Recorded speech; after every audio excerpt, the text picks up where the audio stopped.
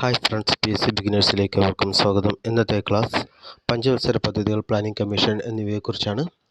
അപ്പോൾ planning commission 1947 ബ്രിട്ടീഷുകാർ India വിടുന്ന സമയത്ത് ഇന്ത്യ സാമ്പത്തികമായിട്ട് പിന്നോക്കാവസ്ഥയിലായിരുന്നു. അപ്പോൾ സാമ്പത്തികമായ ഉന്നമനം ലക്ഷ്യം കൈവരിക്കുക, അതിന് കുറച്ച് പ്ലാനുകൾ വേണം, അത് പ്ലാൻ ചെയ്യാൻ കുറച്ച് ആളുകൾ വേണം എന്ന തീരുമാനപ്രകാരം അന്നത്തെ പ്ലാനിംഗ് കമ്മീഷൻ ഉണ്ടാക്കി. അപ്പോൾ പ്ലാനിംഗ് കമ്മീഷൻ രൂപീകരിച്ചത് ജവഹർലാൽ നെഹ്റുവും ബാക്കി മന്ത്രിമാരും ചേർന്നാണ്. അപ്പോൾ പ്ലാനിംഗ് കമ്മീഷൻ്റെ ചെയർമാൻ ജവഹർലാൽ നെഹ്റുവാണ്. പ്ലാനിംഗ് കമ്മീഷൻ്റെ 1950 മാർച്ച് 15-നാണ് പ്ലാനിംഗ് കമ്മീഷൻ നിലവിൽ വന്നത്.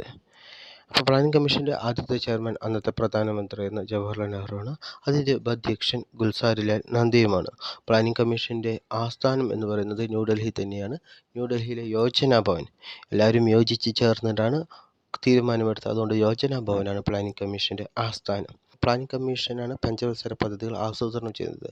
പക്ഷേ ആസൂത്രണം ചെയ്ത് അത് നടപ്പിലാക്കാൻ ഇത് കുളപ്പുള്ളിയപ്പൻ്റെ വീടല്ല, അത് സുഭദ്രയും കുളപ്പുള്ളിയപ്പനും മാത്രം തീരുമാനമെടുത്താൽ പോരാ എന്ന് പറഞ്ഞ് നാഷണൽ ഡെവലപ്മെൻറ്റ് കൗൺസിൽ ഉണ്ടാക്കി.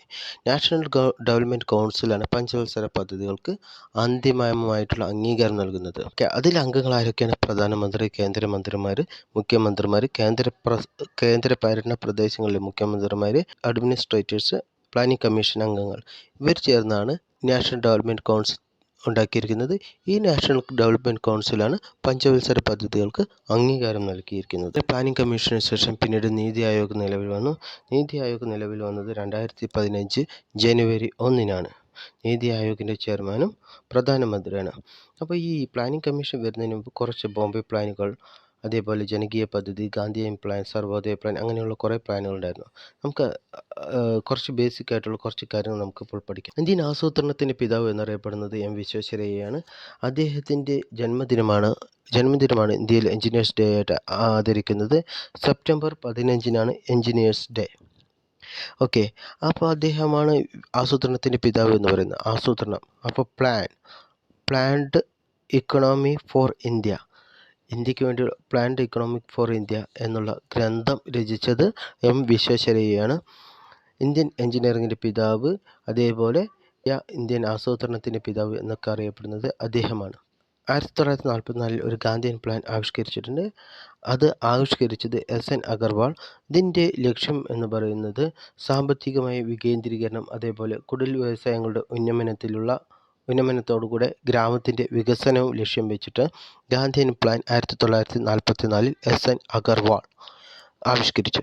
അതിനുശേഷം പിന്നെ ബോംബെ പ്ലാൻ എന്ന് പറയുമ്പോൾ കുറച്ച് പേര് ബിസിനസ്സുകാർ ബോംബെയിൽ വെച്ച് സമ്മേളിച്ചിട്ടാണ് ബോംബെ പ്ലാൻ ഉണ്ടാക്കിയത്.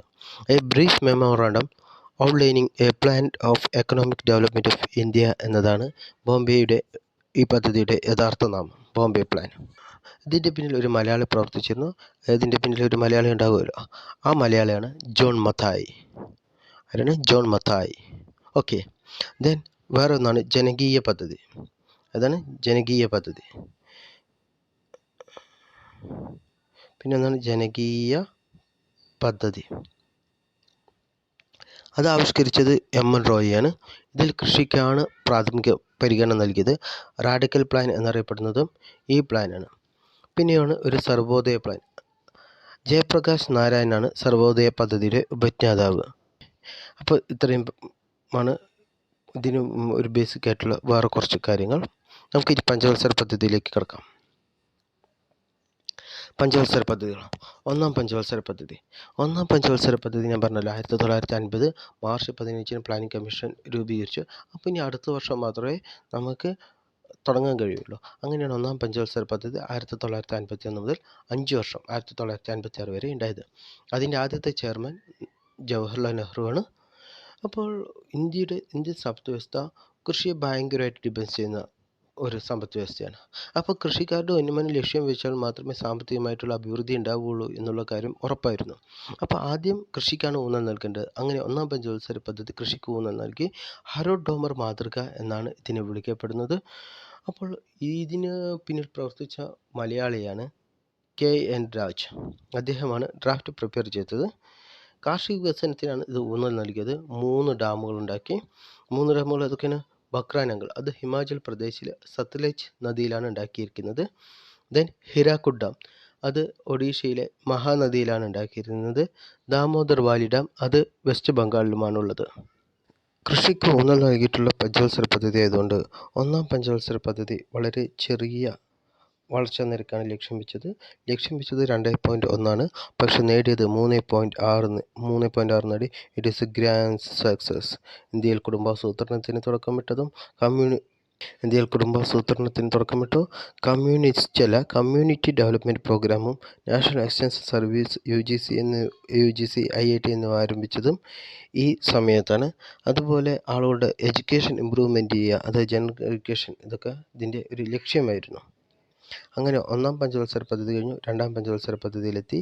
രണ്ടാം പഞ്ചവത്സര പദ്ധതി 1956 മുതൽ 1961 വരെയാണ്. മെഹലനോബിസ് മാതൃക എന്നാണ് ഇതറിയപ്പെടുന്നത്.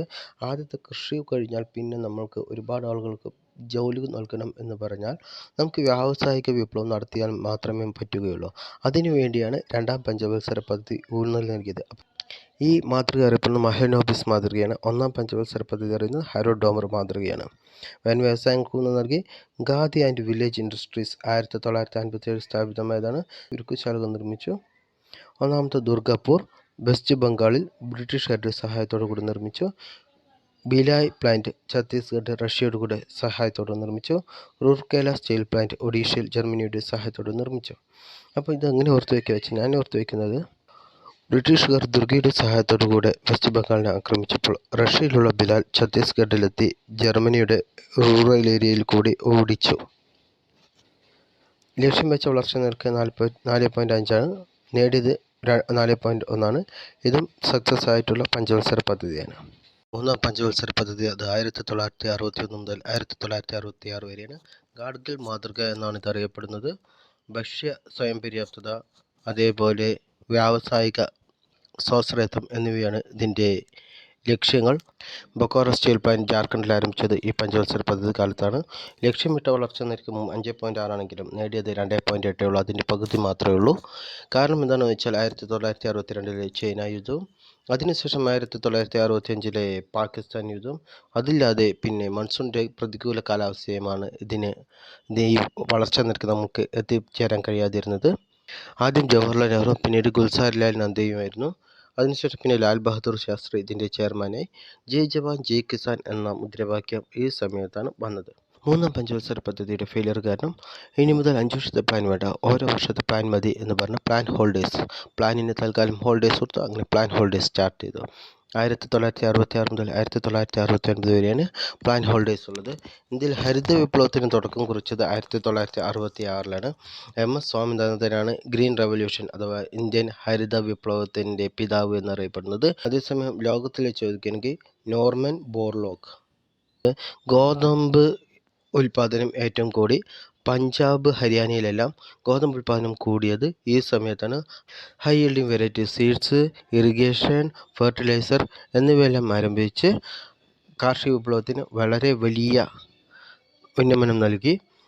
ഇത് നടപ്പിലാക്കിയ പ്രധാനമന്ത്രി ഇന്ദിരാഗാന്ധിയാണ്. അങ്ങനെ പ്ലാൻ ഹോൾഡേഴ്സ് കഴിഞ്ഞു. അതിനുശേഷം നാലാം പഞ്ചവത്സര പദ്ധതി ആരംഭിച്ചു. അത് 1969 മുതൽ 1974 വരെയാണ് നാലാം പഞ്ചവത്സര പദ്ധതി. ദുർബല വിഭാഗങ്ങളുടെ ഉന്നമനമായിരുന്നു ഇതിൻ്റെ ലക്ഷ്യം. ഈ ഒരു സമയത്തായിരുന്നു ബാങ്കുകൾ ദേശസാൽക്കരിച്ചത്. 14 ബാങ്കുകളായിരുന്നു ദേശസാൽക്കരിച്ചത്. ലക്ഷ്യമിട്ട വളർച്ചാ നിരക്ക് 5.7 ആയിരുന്നു. പക്ഷേ നേടിയത് 3.3 മാത്രമേ ഉള്ളൂ. ഇതിന് കാരണം വീണ്ടും ഇന്ത്യ പാക് യുദ്ധം, ബംഗ്ലാദേശിൽ നിന്നുള്ള അഭയാർത്ഥി പ്രവാഹവുമായിരുന്നു കാരണങ്ങൾ. അഞ്ചാം പഞ്ചവത്സര പദ്ധതി 1974 മുതൽ 1978 വരെയാണ്. ഗരീബി ഹട്ടാവോ എന്ന മുദ്രാവാക്യം ഈ ഒരു സമയത്തെ മുദ്രാവാക്യമായിരുന്നു. പ്രധാനമന്ത്രി ഇന്ദിരാഗാന്ധിയാണ്. ദാരിദ്ര്യ നിർമ്മാർജ്ജനത്തിനായി ഒരു 20 ഇനം പരിപാടികൾ നടപ്പിലാക്കി. അതില്ലാതെ ജോലിക്ക് കൂലി ഭക്ഷണം എന്ന മുദ്രാവാക്യം ഈ ജോലിക്ക് കൂലി ഭക്ഷണം എന്ന പദ്ധതി ആരംഭിച്ചത് ഈ പഞ്ചവത്സര പദ്ധതി കാലത്താണ്. ഇത് LDCക്ക് ചോദിച്ചിട്ടുള്ളതാണ്. സമഗ്ര ശിശുവികസന സേവന പദ്ധതി ICDS ഈ പഞ്ചവത്സര പദ്ധതിയിലാണ് നിലവിൽ വന്നത്. കാലാവധി പൂർത്തിയാക്കാതെ ഏക പഞ്ചവത്സര പദ്ധതി അത് 4ാം പഞ്ചവത്സര പദ്ധതിയാണ്. ഇന്ദിരാഗാന്ധിക്ക് ശേഷം വന്ന ജനതാ പാർട്ടി ഈ പഞ്ചവത്സര പദ്ധതി നിർത്തലാക്കുകയായിരുന്നു. അതിനുശേഷം വന്ന Morarji Desai government rolling plan എന്ന സ്വീഡിഷ് മാതൃക നടപ്പിലാക്കി. ഗുണ്ണർ മിർഡർ എന്ന ആശയം ഗണ്ണർ മിർഡർ എന്ന വ്യക്തിയാണ് ഈ ആശയം അവതരിപ്പിച്ചത്. അദ്ദേഹം ഒരു സ്വീഡിഷ് സാമ്പത്തിക ശാസ്ത്രജ്ഞനാണ്. സാമൂഹിക നീതിക്കൊപ്പം വളർച്ച എന്നതിന് പകരം സാമൂഹിക നീതിക്ക് വേണ്ടിയുള്ള വളർച്ച എന്നാക്കി ഇതിനെ മാറ്റി. ദെൻ റോളിംഗ് പ്ലാനിന് ശേഷം 6ാം പഞ്ചവത്സര പദ്ധതി വീണ്ടും കോൺഗ്രസ് അധികാരമേറ്റു. ദെൻ 1980 മുതൽ 1985 വരെയായിരുന്നു 6ാം പഞ്ചവത്സര പദ്ധതി. 2ാം ഘട്ട ബാങ്ക് ദേശസാൽക്കരണം നടന്നത് ഈ ഒരു പഞ്ചവത്സര പദ്ധതിയിലായിരുന്നു. 6ാം പഞ്ചവത്സര പദ്ധതിയിൽ 6 ബാങ്കുകൾ ദേശസാൽക്കരിച്ചു. ദാരിദ്ര്യ നിർമ്മാർജ്ജനം, സാങ്കേതിക വിദ്യ നവീകരിക്കുക, പട്ടിണി നിരക്ക് കുറയ്ക്കുക എന്നിവയൊക്കെയായിരുന്നു ഇതിൻ്റെ ലക്ഷ്യങ്ങൾ. National rural employment programme NREP, rural elders employment guarantee programme RLEGP, IRDP, integrated rural development programme എന്നിവ നടപ്പിലാക്കിയത് 6ാം പഞ്ചവത്സര പദ്ധതി കാലത്താണ്. Development of women and children in rural area, ഇതും ആരംഭിച്ചത് 6ാം പഞ്ചവത്സര പദ്ധതിയിലാണ്.